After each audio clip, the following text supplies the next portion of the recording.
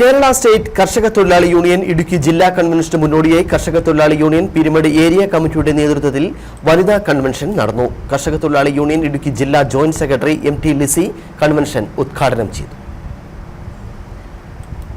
Kerala state കർഷക തൊഴിലാളി union Idukki ജില്ലാ കൺവെൻഷൻ 11-ാം തീയതി ചെറുതോണിയിൽ വെച്ചാണ് നടക്കുന്നത്. ഇതിനു മുന്നോടിയായി ഇടുക്കി ജില്ലയുടെ വിവിധ പ്രദേശത്തെ ഏരിയ കമ്മിറ്റികൾ നടന്നു വരികയുമാണ്.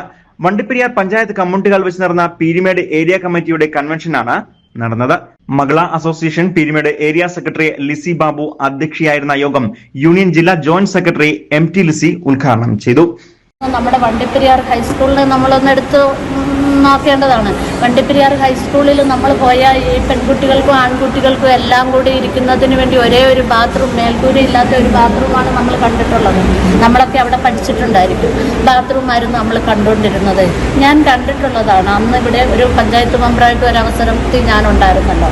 നമ്മൾ പരിപാടിക്ക് അവിടെ ചെല്ലുമ്പോൾ ഒന്ന് ബാത്റൂമിൽ പോകണമെന്ന് ഓർത്ത് നമ്മളവിടെ പോയിട്ടുണ്ടെങ്കിൽ മേൽക്കൂരയില്ലാത്ത ഒരു ബാത്റൂമിൻ്റെ കീഴിലാണ് അവിടെ ആൺകുട്ടികളും പെൺകുട്ടികളും എല്ലാം പോയിക്കൊണ്ടിരുന്നത്. ചോർന്നൊലിക്കുന്ന ക്രൂരമേയാത്ത സ്ത്രീകൾക്കെതിരായ അതിക്രമം, ജീവിത ചുറ്റുപാടുകൾ, വിദ്യാഭ്യാസ ഉന്നമനം തുടങ്ങിയ വിഷയങ്ങളിൽ ചർച്ചകൾ നടക്കുകയും പുതിയ കമ്മിറ്റി അംഗങ്ങളെ തെരഞ്ഞെടുക്കുകയും ചെയ്തു.